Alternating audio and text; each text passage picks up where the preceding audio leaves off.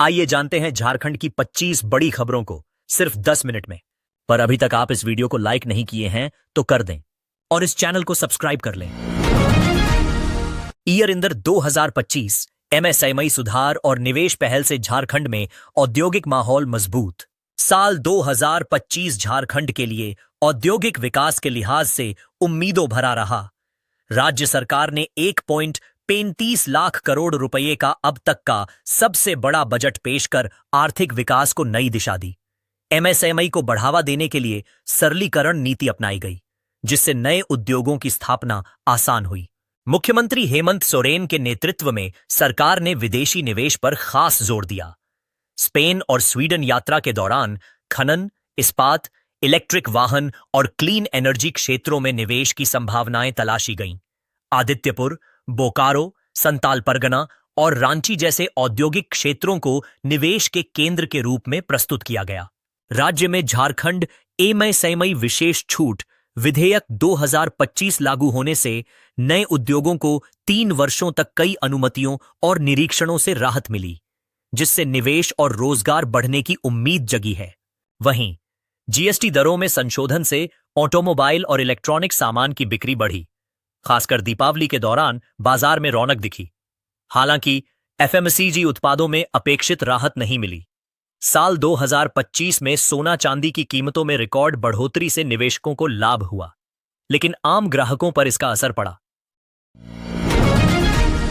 CM Hemant Soren से Jharkhand chamber की मुलाकात, औद्योगिक विकास पर बनी सहमति।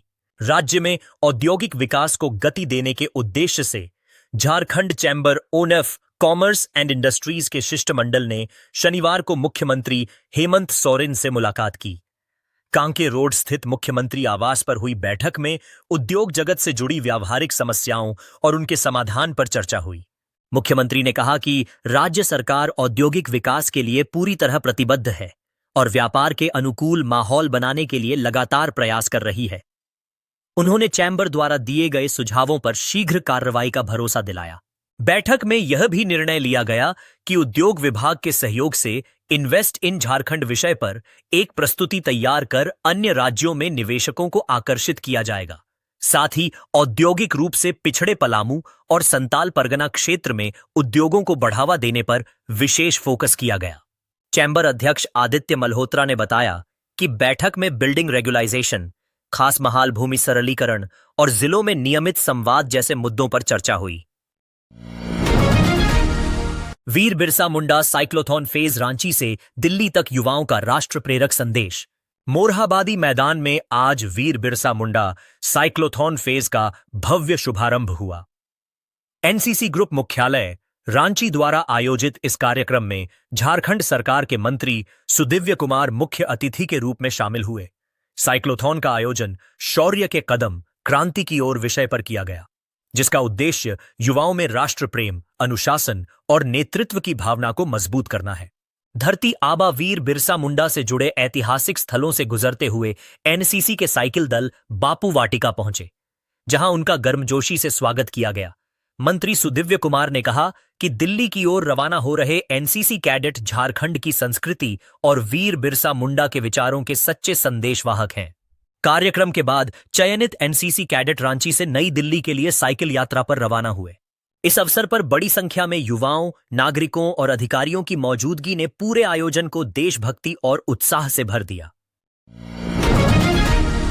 पलामू में पहली बार भव्य क्रिसमस शोभा यात्रा, शिल्पी नेहा तिर्की ने भाईचारे का दिया संदेश।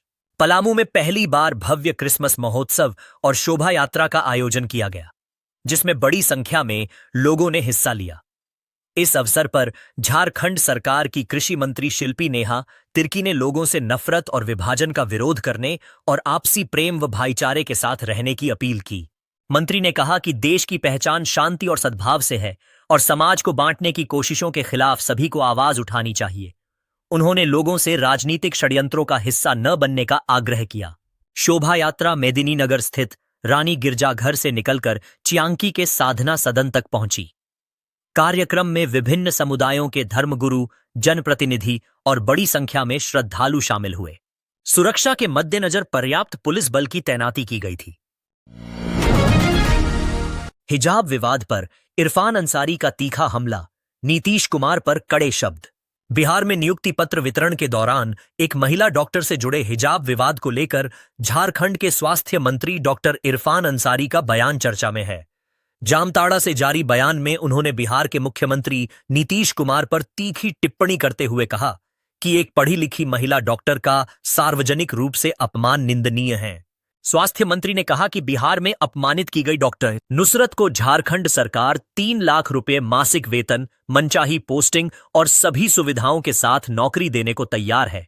उन्होंने यह भी कहा कि झारखंड एक सेक्युलर राज्य है जहां सभी का सम्मान किया जाता है।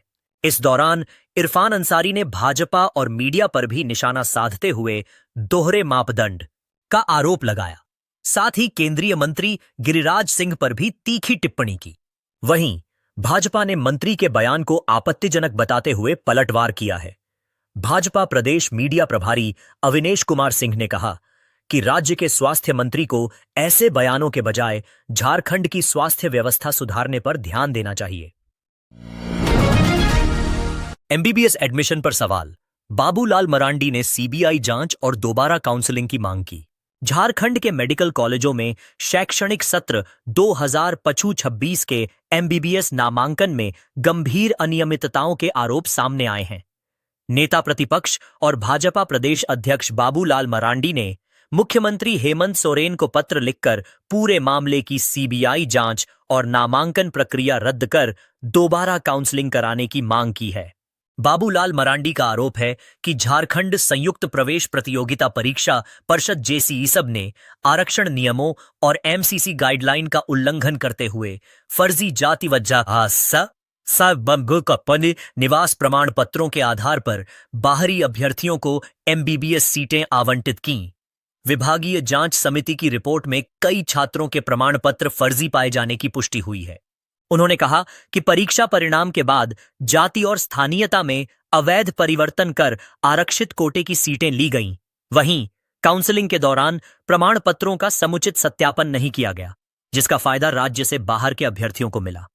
नेता प्रतिपक्ष ने मांग की कि दोषी अधिकारियों पर कार्रवाई हो, मौजूदा नामांकन प्रक्रिया रद्द की जाए और झारखंड के स्थानीय छात्रों के हित में पारदर्शी तरीके से दोबारा काउंसलिंग कराई जाए। झारखंड में बिजली दर बढ़ने की आशंका, जेबीवीएनएल ने 60% तक बढ़ोतरी का प्रस्ताव भेजा। झारखंड में बिजली महंगी हो सकती है। झारखंड बिजली वितरण निगम लिमिटेड जेबीवीएनएल ने वित्तीय वर्ष 2026-27 के लिए बिजली दरों में औसतन 60% तक बढ़ोतरी का प्रस्ताव झारखंड राज्य विद्युत नियामक आयोग जेएसआईआरसी को भेजा है। प्रस्ताव के अनुसार घरेलू उपभोक्ताओं के लिए बिजली दर 10.30 रुपये प्रति यूनिट, औद्योगिक उपभोक्ताओं के लिए 9.10 रुपये प्रति यूनिट और कृषि सिंचाई के लिए 9 से 10 रुपये प्रति यूनिट करने की मांग की गई है। यदि ये दरें लागू होती हैं तो आम उपभोक्ताओं के साथ साथ किसानों पर भी अतिरिक्त बोझ पड़ेगा। इस प्रस्ताव को लेकर राजनीतिक बयानबाजी तेज हो गई है। सत्तारूढ़ झामुमो ने बढ़ती लागत का हवाला देते हुए दर वृद्धि को जरूरी बताया है, जबकि भाजपा ने इसे जनता पर बोझ डालने वाला फैसला करार दिया है। अब उपभोक्ताओं से सुझाव लेने के बाद नियामक आयोग इस पर सुनवाई करेगा, जिसके बाद नए वित्तीय वर्ष के लिए बिजली दरों पर अंतिम फैसला लिया जाएगा।